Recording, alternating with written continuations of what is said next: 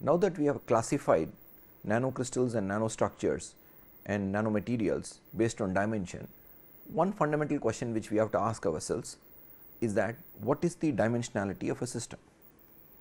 In other words, how many dimensions does an object have? Now, this question obviously is a practical question, it is a question related to the physics of the dimension, and this is, in other words, very closely related to the question which we had asked before, that what is a bulk material.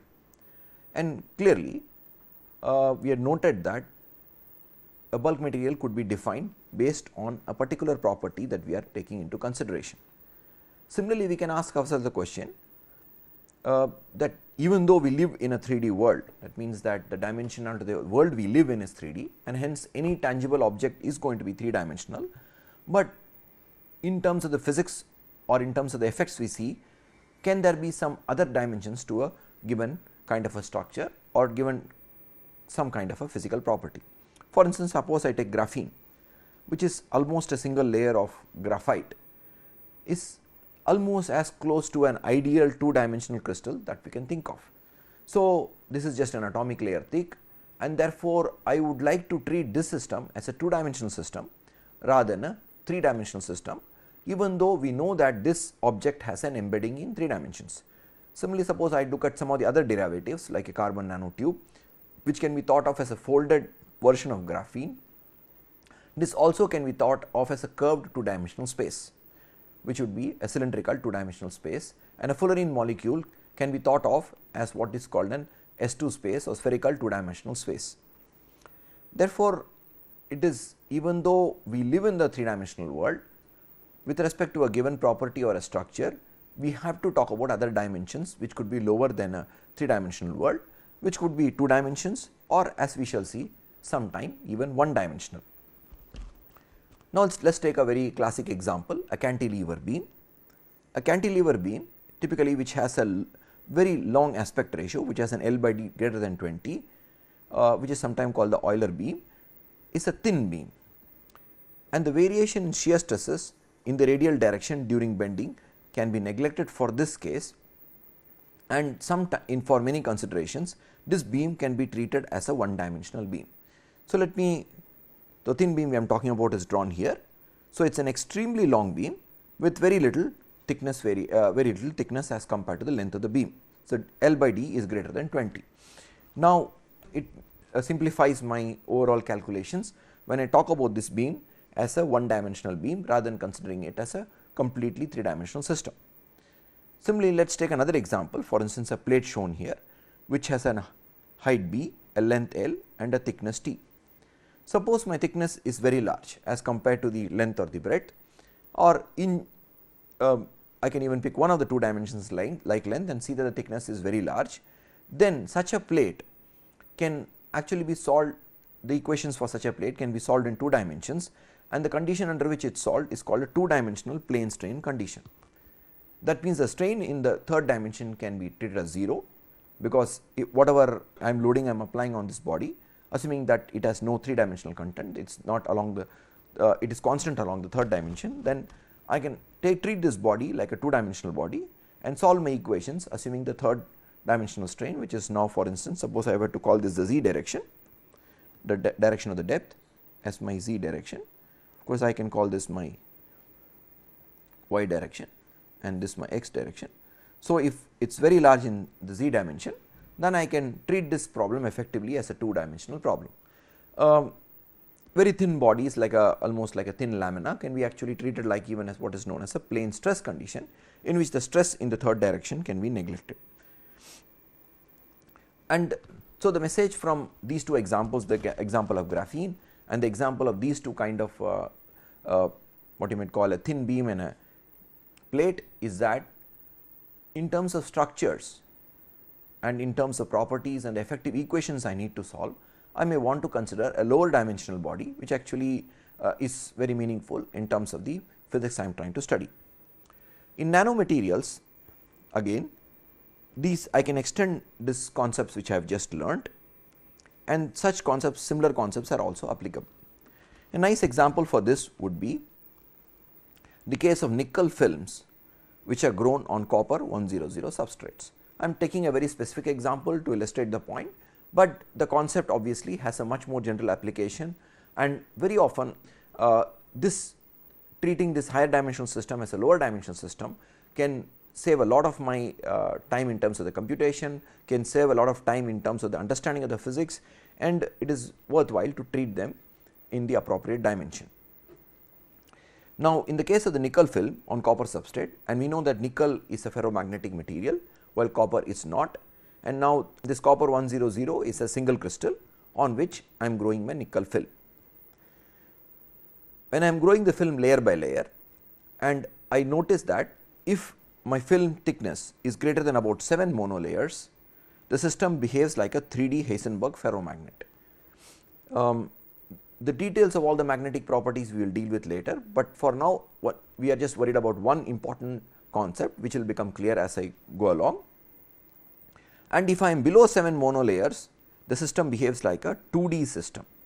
Now, how am I differentiating a 2D system vis-a-vis a 3D system? In the 2D system, all the spins are in plane, while in the 3D system there are spins out of plane, and typically in this system there are spins which can't out of the plane. Therefore, so let me take this system and draw a schematic here. So, I have my copper substrate, and this is now a single crystal.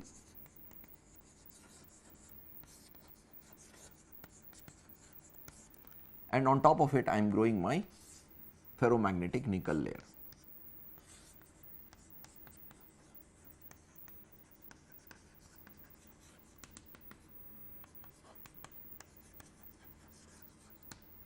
I have two cases, thickness less than 7 monolayers and thickness greater than 7 monolayers. So, I am talking about the number of monolayers of nickel on this copper substrate, nickel being ferromagnetic. So, for the case of the 7 monolayers or less than 7 monolayers, it behaves like a 2D ferromagnet.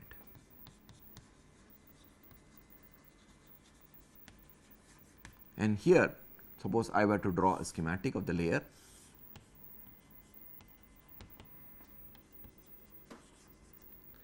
I would notice that all the spins, schematically I am showing here, all the spins are in plane. But suppose I am talking about a thicker film, then I would notice that some of the spins would actually cant out of the plane. That means there is a 3D component to the system. So, effectively this system can be treated like a 2D system, and this system will have to be talked about as a 3D system. Therefore, we clearly see that with respect to the physical property of spin alignment and also the spin orientation, we can have a lower dimensional system or a higher dimensional system based on a specific geometry and based on the specific property I am considering. And you would notice that in nanomaterials, since we are going down to low dimensions, very often that we can actually treat systems in a lower dimensional manner, keeping fully in view that actually the system is 3-dimensional because we live in a 3-dimensional world, and when we are talking about a reduced dimensionality, is either it is with respect to a structure like the graphene, or it is with respect to a property like ferromagnetic spin alignment. So, we have to keep this in mind while we are treating systems and solving equations which are important. Now, one important question which comes to the mind and which will often be asked for people who, and researchers and teachers working in the area of nanomaterials and nanostructures, is that what is new about nano?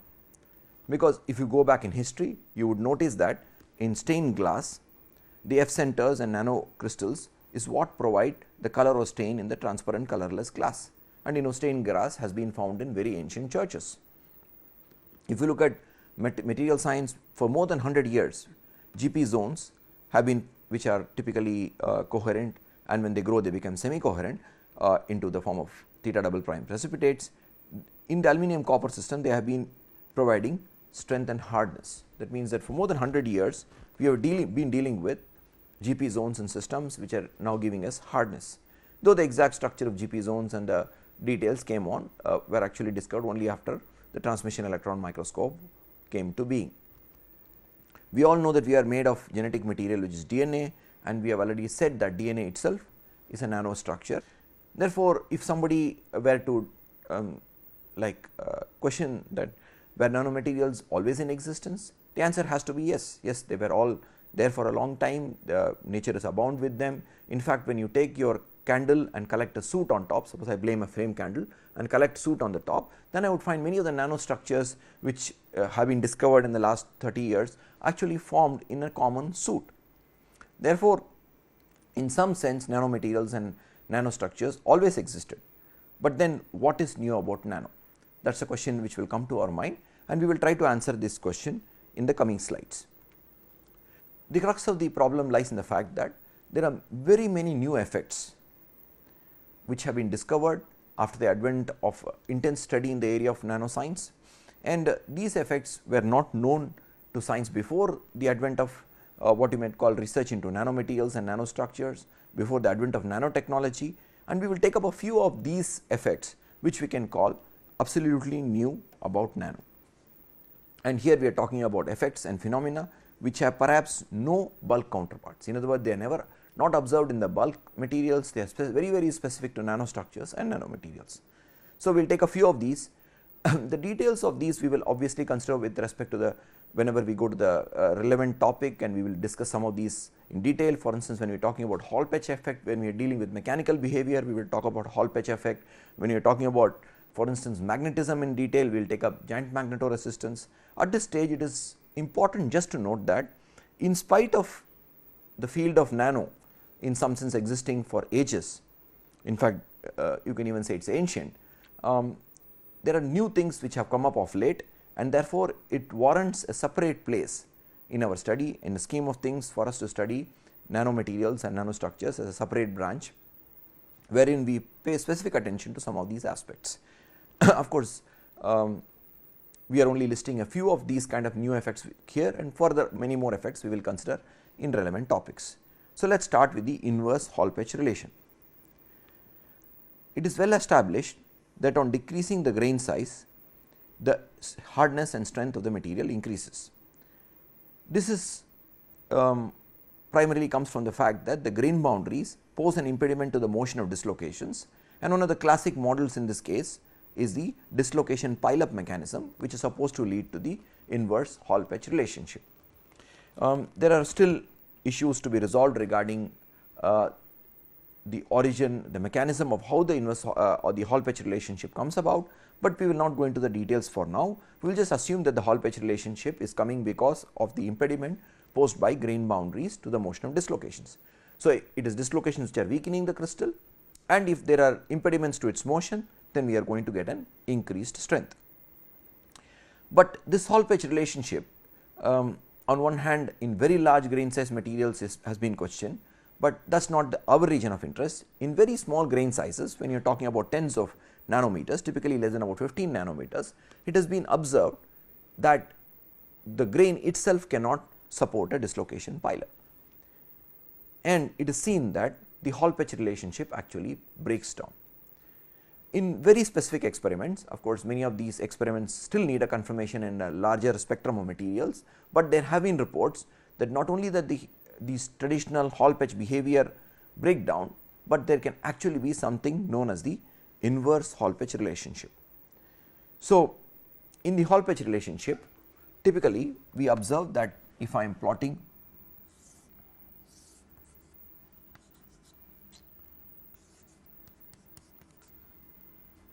one by root d, this is same as with respect to, that means the decreasing grain size, I would notice that the decreasing grain size to the right, I would notice that there is a straight line, okay, and this is my some kind of a strength parameter, which could be for instance an yield strength. Now, when you go to very small grain sizes, and here say for instance I am talking about, this is my order of about 15 nanometers or less, there are three possibilities which come about.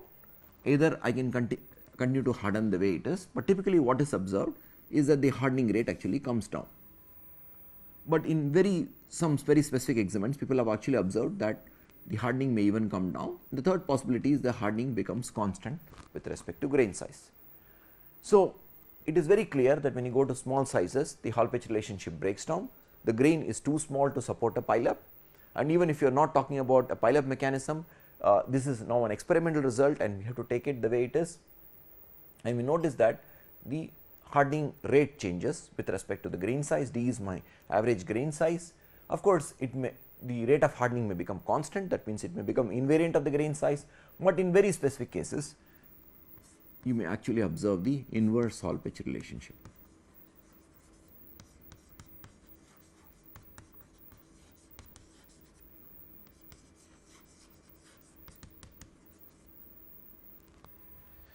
So, the inverse Hall pitch relationship, obviously it is not observed in large grain sizes and therefore it has no bulk counterpart. It is only observed in very small grain size materials, and the inverse Hall pitch typically kicks in at a grain size about in the range of about 5 nanometers. So, it is very clear that when I am going to very small grain sizes, now I am talking about nanostructured material, that means the material is bulk, but the grain size is in nanoscale, the mechanism of deformation can change. The mechanism of deformation or the mechanism of strengthening can change, and since this mechanism is changing, you would observe that the traditional relationship like a Hall pitch relationship, which is valid in the large grain size regime, is no longer valid in the small grain size regime, and of course depending on this what you might call the experimental details, the kind of material, the kind of for instance the starting material conditions, etc., you may even observe what is known as an inverse Hall pitch relationship, which has a no bulk counterpart. The second example we consider is from the world of magnetism, and we take up an effect known as giant magnetoresistance. Typically the acronym used for this is GMR. Again, like the previous example, there is no bulk counterpart to this, and it is actually found in hybrids at the nanoscale. In normal magnetoresistance, we observe that in a presence of a magnetic field, the resistance increases, while in the absence of a magnetic field, the resistance is a low resistance state. In giant magnetoresistance, this magnetoresistive effect takes a new higher order altogether, which could reach 80% or more, because in normal magnetoresistance, the values of magnetoresistance are about 5%. Here we are having a much higher enhancement in the electrical resistance, and this happens in the presence of an magnetic field. So, here we make what is known as an anti-ferromagnetically coupled hybrid. In other words, I take two materials, and I will just take one example now, the details of which we will talk about later. So, I make an hybrid of 3 layers, and this is a non-magnetic layer,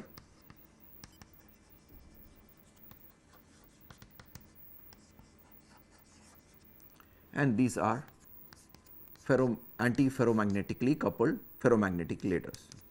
So, the coupling between the two is anti-ferromagnetic, but these layers by themselves are ferromagnetic.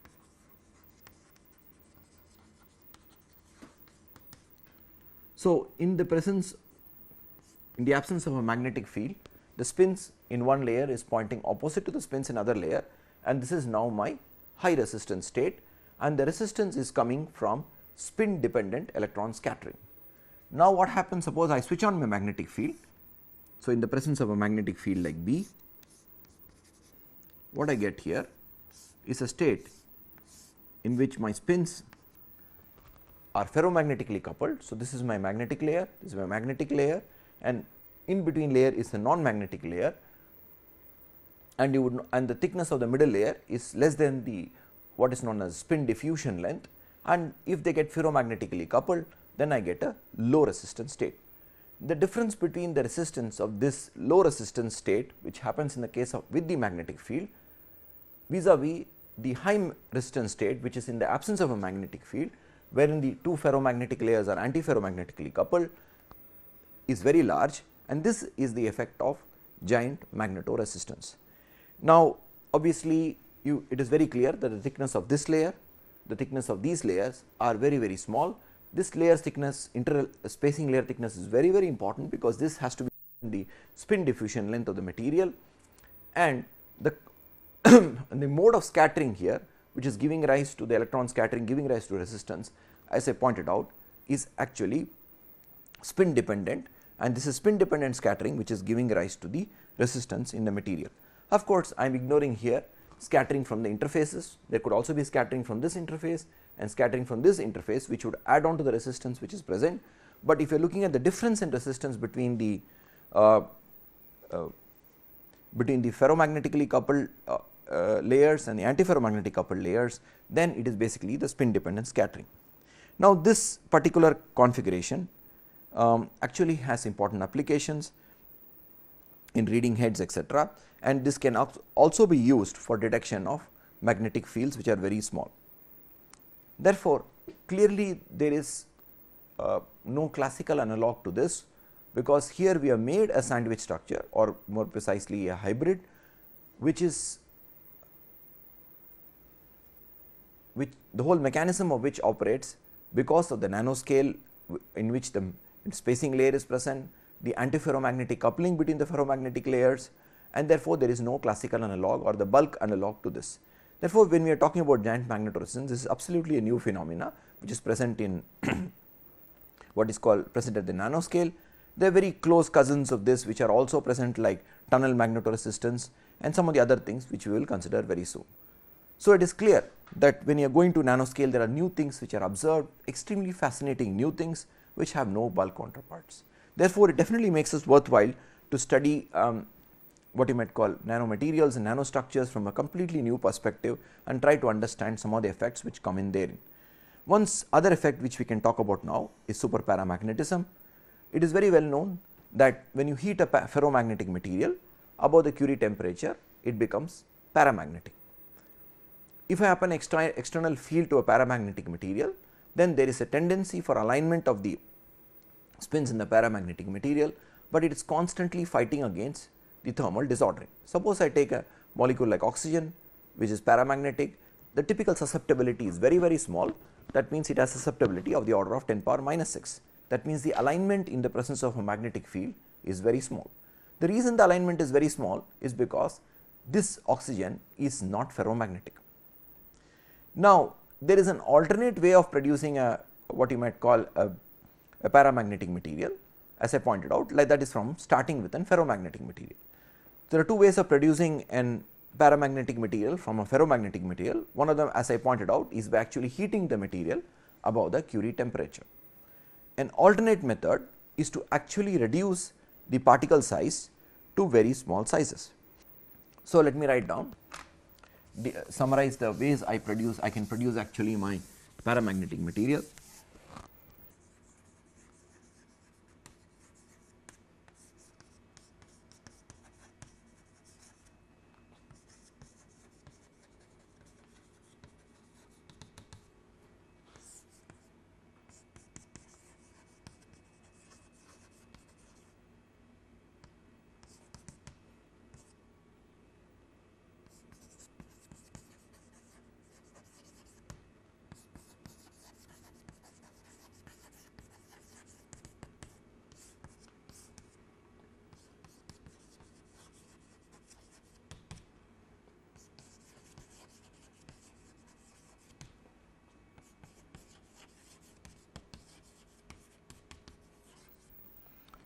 So, there are materials like, for instance, I can write an example of oxygen, which are always paramagnetic, and we are not talking about these substances.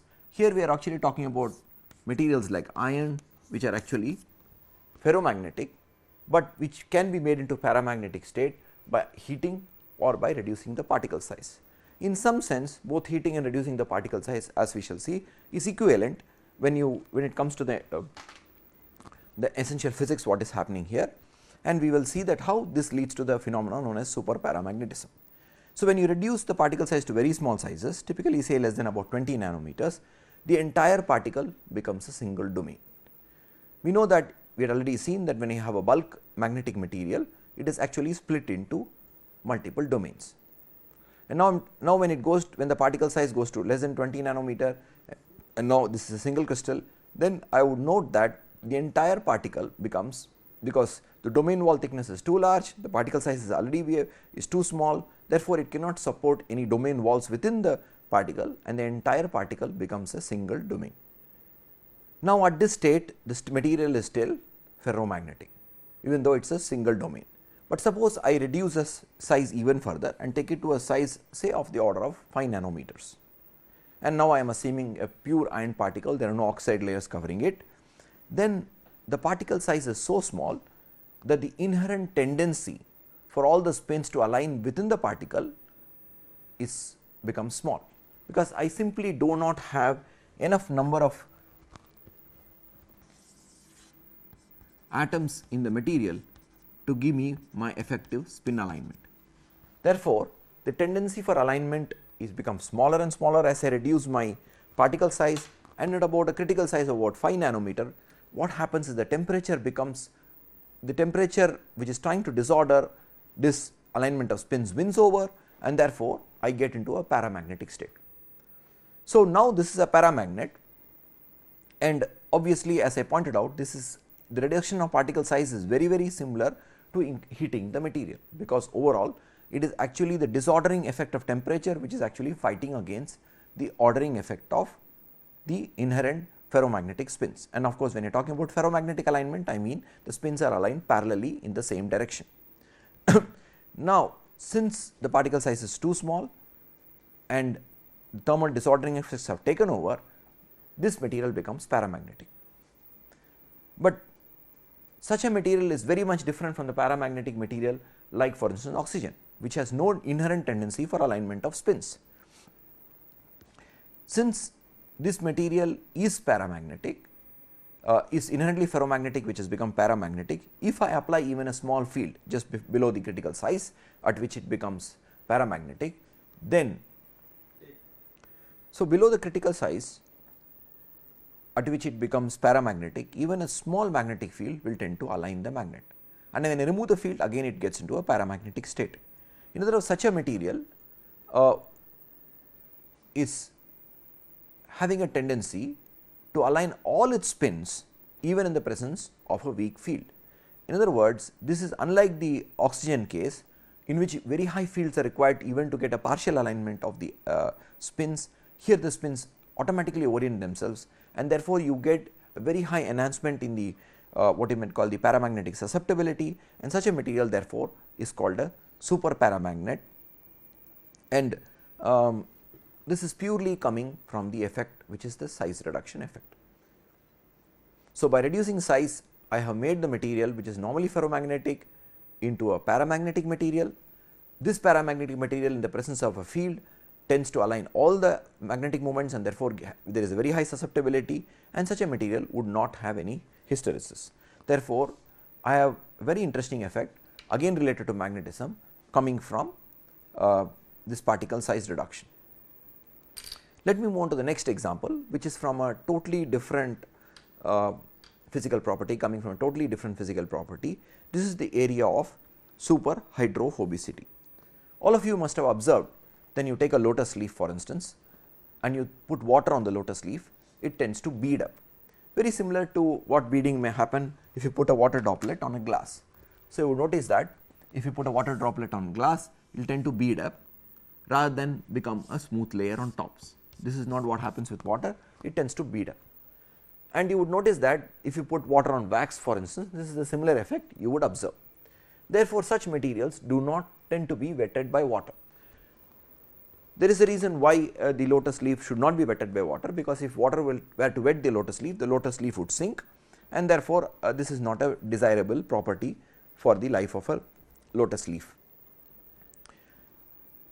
So, the important point which comes about when you study the lotus leaf is the fact that it is not just hydrophobic, the word hydrophobic meaning that it repels water, but it is actually super hydrophobic. The difference between hydrophobicity and super hydrophobicity can be understood by measuring the contact angle. So, my contact angle, if I understand, so I put a droplet and I measure the contact angle. So, this is my contact angle that the droplet makes. So, I measure the contact angle and see what is the contact angle, and I will observe that for normal hydrophobicity I can get a maximum of 120 degree contact angle.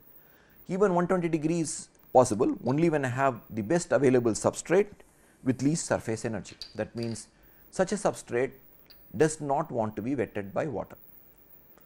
and at best I can go by making a very low energy substrate is about 120 degrees. I cannot get hydrophobicity larger than 120 degrees, but in the case of the lotus leaf you can observe that you can actually go up to 165 degrees. So, this is what defines my property of super hydrophobicity, in other words super ability to repel water. So, that such a substrate does not want to be wetted by water.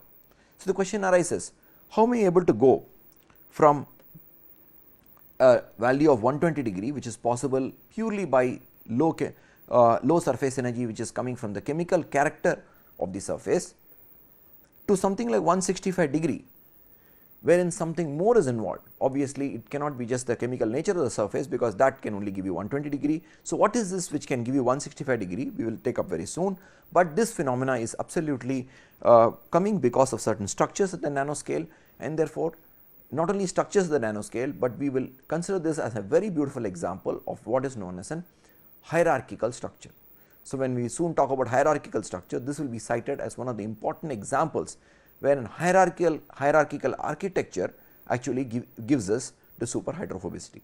But for now, we will just assume that we have super hydrophobicity, and this is coming from an hierarchical structure wherein you have not just low surface energy, but a certain structural contribution which is giving rise to that, and soon we will see what is that structural contribution.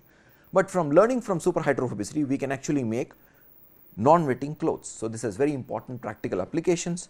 We can make self-cleaning windows, non-biofouling surfaces.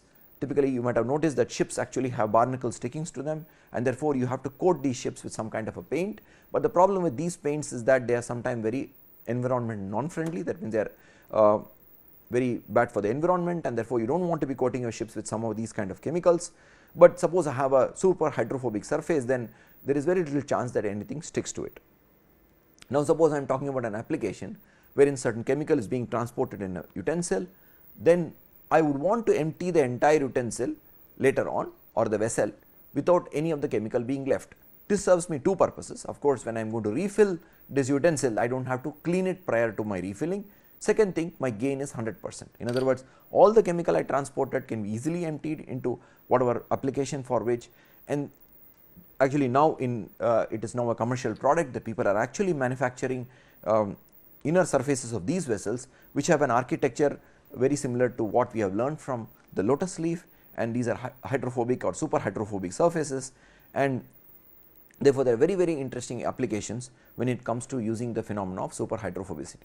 In some sense, these can also be called biomimetic materials or biognostic materials, wherein we are learning from nature to actually engineer our surfaces to have what you might call low wetting capability.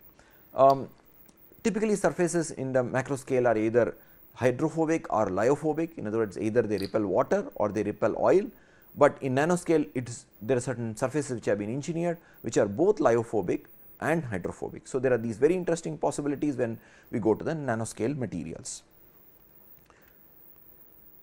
One other example, which of course to some may not be very surprising or new, is the concept of super surface activity.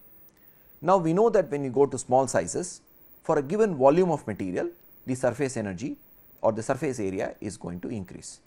Later on during the lectures, we will actually make a calculation to see that for a given volume, suppose I reduce my particle size, how much of new surface area I am going to create. So, the phenomena I am talking about here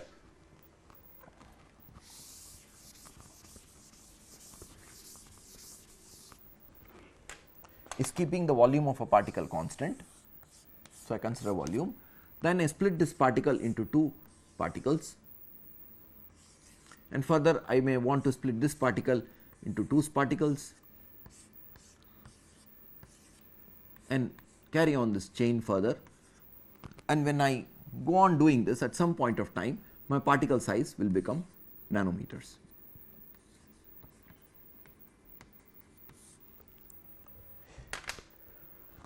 Therefore, I am keeping my volume of the particle constant, but I am keeping on dividing the particles. Just this is of course a visualization, this may not be the way actually the nanoparticles may be actually manufactured, but the essential concept we are dealing with here is for a given volume of material, my surface area is increasing and increasing drastically.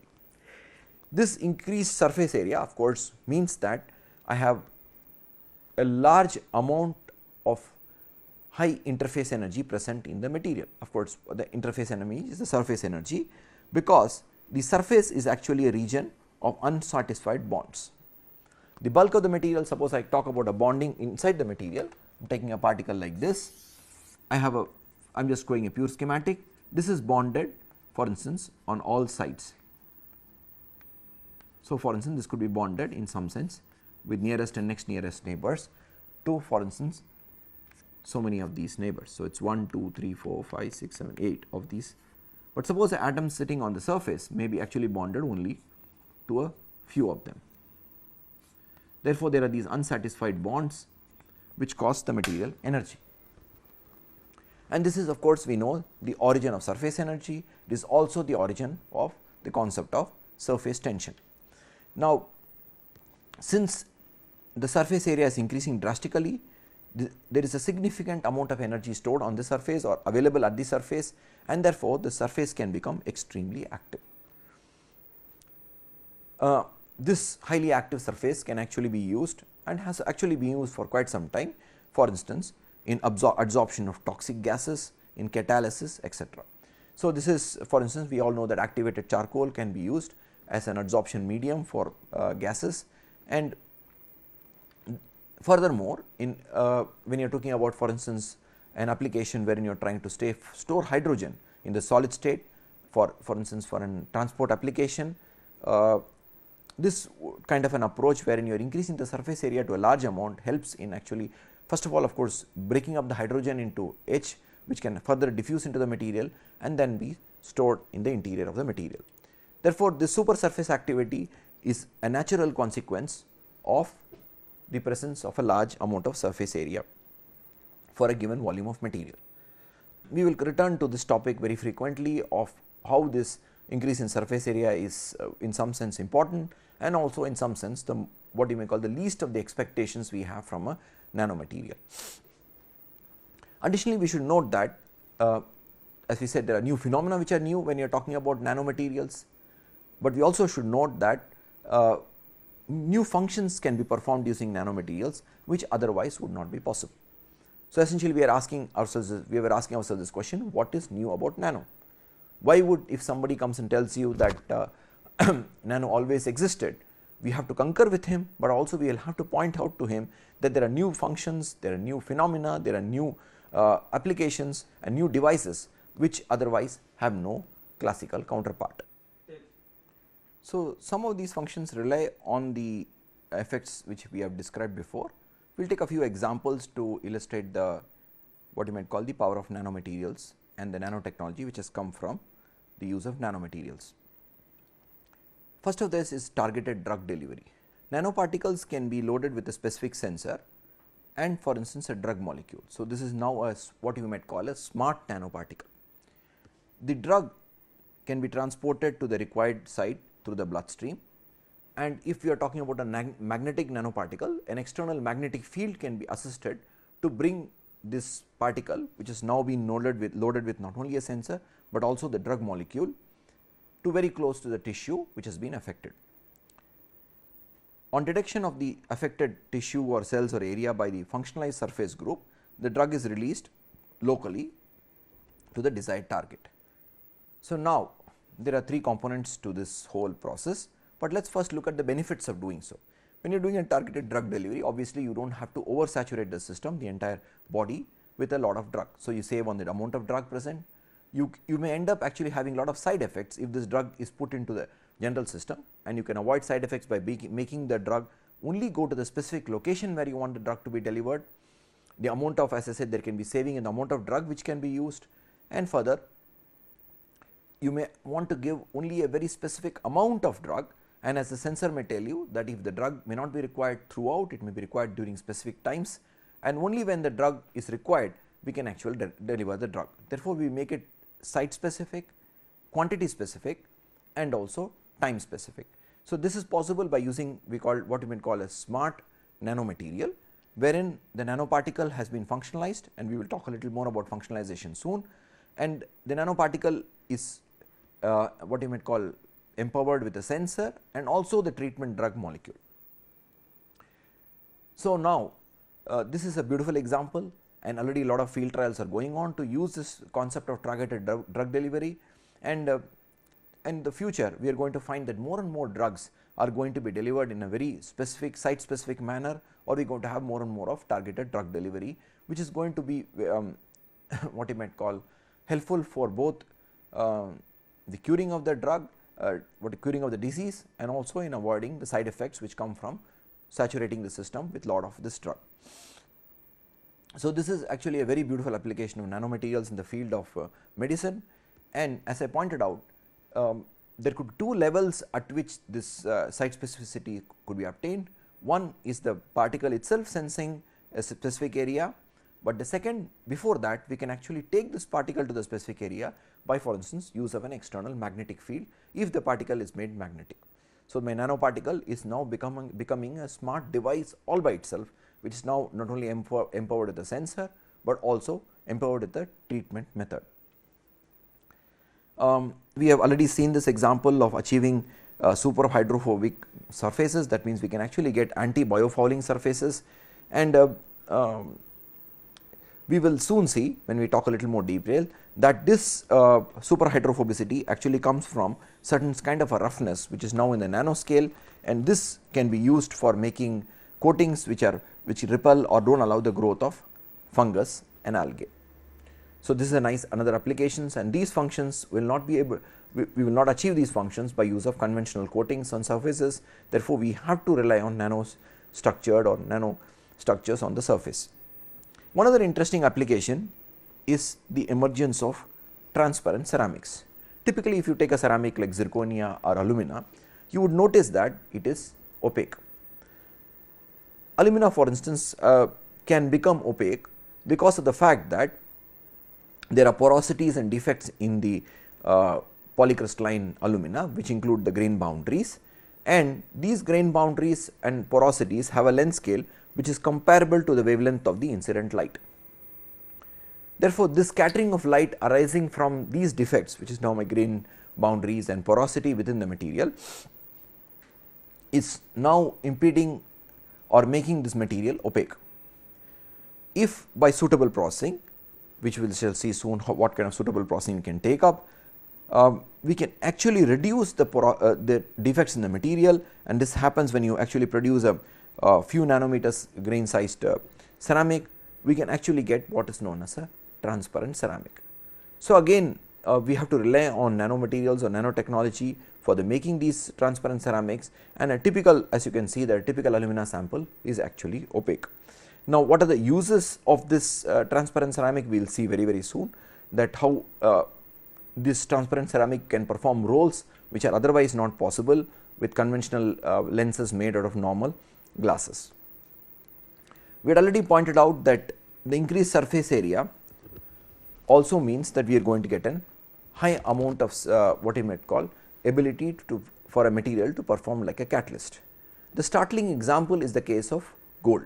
Gold in its macro scale does not have any catalytic role typically, but suppose I am talking about gold in the nanoscale, and if I am specifically considering say gold in the nanoscale embedded, for instance, in an Fe2O3 kind of a substrate, then you would notice that gold, which is otherwise does not show any catalytic property, turns into a good catalyst and actually gets lot of specificity in the kind of process that can be controlled with this kind of a catalyst if reduced to the nanoscale.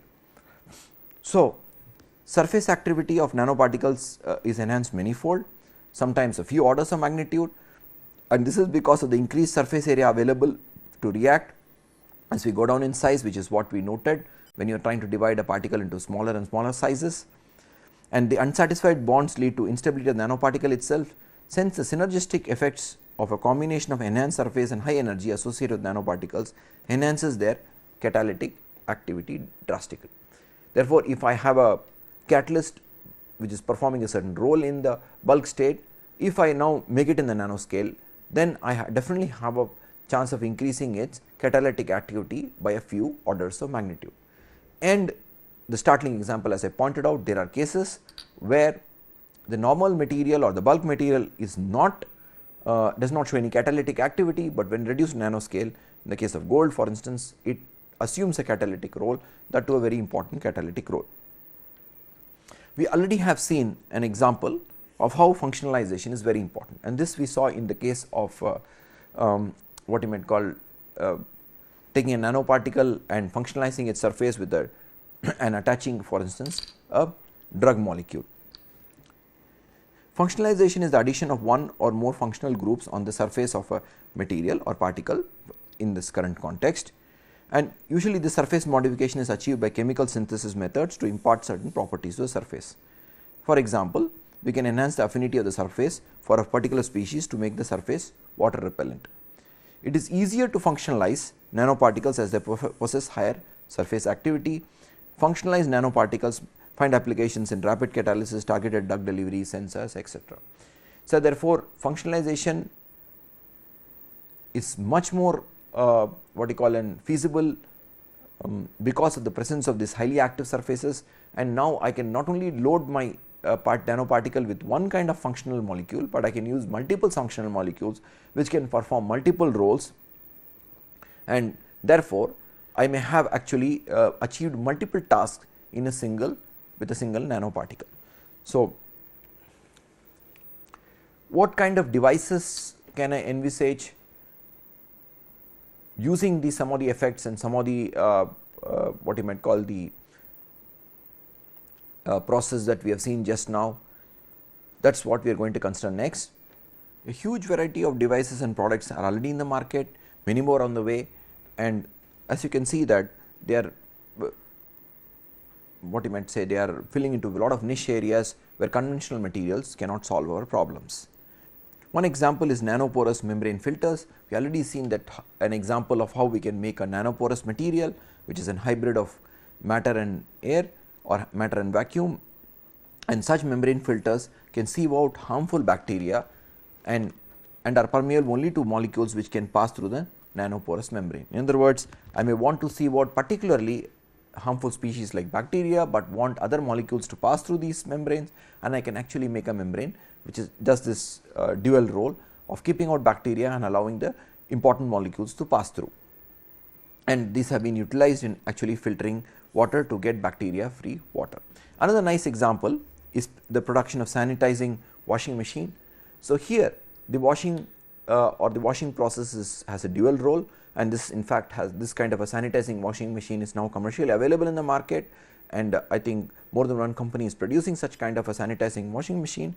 And in this, basically during the wash, two things are happening. Of course, we are getting rid of dirt, but additionally we are also having an antibacterial effect which is coming from the washing.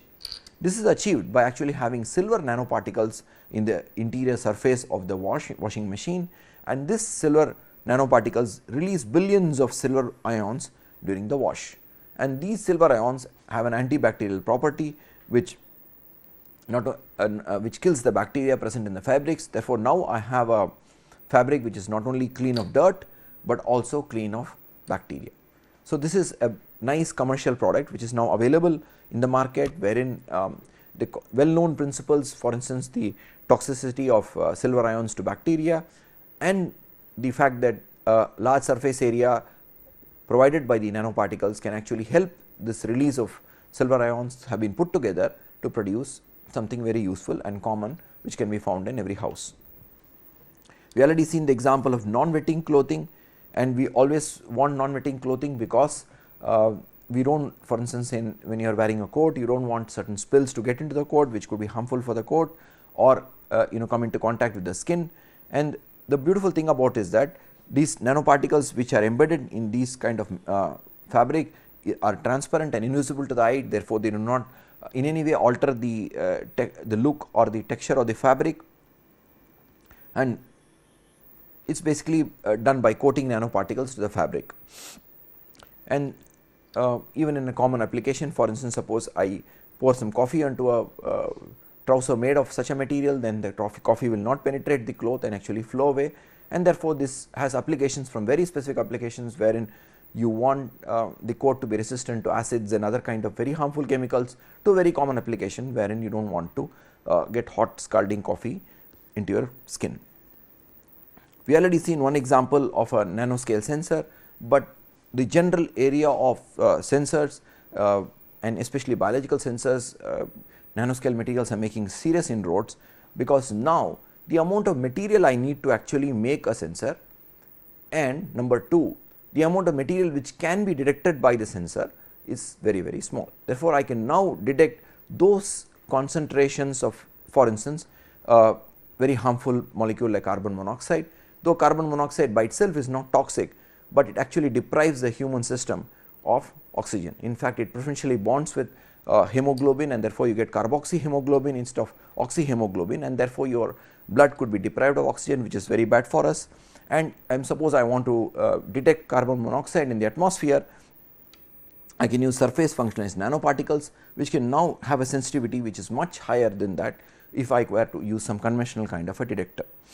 And if this were connected to a complete device wherein the change in the potential or the surface potential of the nanoparticle can be detected, this can set off an alarm, and this alarm can tell us that the carbon monoxide levels in the atmosphere has exceeded what you might call a leak, which is now can be fatal, and therefore, I can avoid there is an evacuation procedure or a certain kind of a remedial procedure can be detected. Another such example of an important detection would be to detect for instance, acetone in the breath of a patient. So, suppose I see that if there is acetone, then this could be a sign of an impending diabetes or the presence of diabetes, and this can lead to an early detection in a patient, and also therefore, I can take a lot of preventive or curative measures which can actually help us to before the disease spreads to a larger extent wherein it can no longer be treated effectively. So, the area of sensors holds a lot of promise, wherein when it comes to detection of gaseous molecules, molecules in solution, which typically can be harmful or can be a sign for certain kind of diseases in living beings. We had already talked about this a little bit, that how we can make transparent ceramics. These transparent ceramics can actually be put to fantastic use by making scratch resistant lenses. Suppose I am talking about an aerospace application wherein I need a lens, which of course we know that in aerospace applications, if I am talking about outer space, cannot be serviced. If there is a scratch in the lens, it cannot be easily replaced. Then I need a kind of lens which is wear resistant, optically transparent, and additionally has good hardness and fracture toughness, so that any kind of an impact which is occurring in outer space or during the application cannot destroy my lens. And normal glasses, as you know, are very brittle, they easily fracture, and therefore, making a lens out of a normal glass is not a very good idea when it comes to outer space applications. Now, we can actually produce this transparent alumina ceramic lenses, which is produced by spark plasma sintering fully dense pellets, and this transparent ceramics can be used to make lenses which have superior strength, high hardness, and good thermal shock resistance. This thermal shock resistance, as you may appreciate, is also very, very important in outer space, because if my for instance, the lens is facing the sun side or the facing the other side, the temperature differences could be large, and therefore, if I have additional thermal shock resistance, this helps in making a good kind of a lens for outer space applications. So, in some sense, these scratch resistant lenses are in a perfect lens, which I would like to incorporate in an what you might call an optical system, especially for good high end applications. Another example, which is just an extension of the phenomena we just encountered, we had encountered the phenomena of giant magnetoresistance, and spin valves can be made using this concept of giant magnetoresistance. An applied magnetic field can be used to switch the material, showing GMR effect from a high resistance state to a low resistance state, and this is what we had just seen. This very effect of showing giant magnetoresistance also means that the device behaves like a spin valve. In other words, if I have a material, a multilayer, which is now showing my giant magnetoresistance, and I am talking about a state wherein the two layers, top and bottom layer with the ferromagnetic layers are ferromagnetically coupled, then if I have electron spins with this kind of a spin electron, this will pass through. On the other hand, suppose I switch off my magnetic field, then I get into a state which we had drawn before, wherein my spins are antiferromagnetically coupled. So, this is in the presence of a magnetic field B, and this is in the absence of magnetic field B, and in this state this electron will tend to get scattered from the second layer, which is now opposite in spin compared to the spin of the electron. Therefore, I can selectively now control the kind of spin which passes through. I can switch on here or switch off the passage of electrons by using the fact that now I have a spin dependent electron scattering, and this is done by switching on and switching off the magnetic field. Therefore, I have a valve for spins, and therefore, this is effectively a spin valve which now allows only spin of certain kind to go through. Therefore, now I can use spin valve itself, for instance, in making what is known as a spin valve transistors, wherein silicon is used as an emitter and collector. This can also be used in the direction of magnetic fields, especially of low magnitude. Therefore, I can see that when I have a giant magnetoresistance effect, this can be actually treated like an effectively like a spin valve, and this spin valve can be used to make nice devices like a magnetic field detector. This whole concept of a spin valve and giant magnetoresistance has spurred in fact an entire area which can be called spintronics, wherein you do spin transport electronics or magnetoelectronics. In spintronics, instead of now playing with charge of the electron, we are actually playing with the spin of the electron. And of course, when I am talking about spin, I am talking about the associated magnetic moment which comes from the angular moment vector. In this, we use the spin of the electron is utilized along with, of course, the usual charge, because electron is always associated with charge, in the fabrication of solid state devices. Spin dependent electron transport is the heart of such devices. That means, now I am controlling my passage of electron relying on the property of spin, apart from the fact that of course it will be transporting charge, and spin polarized electrical injection has been used in the construction of semiconducting lasers. So, this is already found applications wherein you are using spin polarized electrical injection to make a laser which is a semiconducting lasers. Spin based transistors also been envisaged, as we saw in the previous application. So, therefore, when you are dwelling into the realm of nanomaterials and nanostructures, we see that we not only can deal with the charge of an electron, we can actually control the spin of an electron, we can make devices which specifically deal with the spin of an electron, and therefore, we can have an entire new field which has come up, which is the field of spintronics. So, there is an overall benefit to all these effects and all these things, and we will this half of which I am going to list here is going to come from what you might call a societal application or an application from policy. So, let us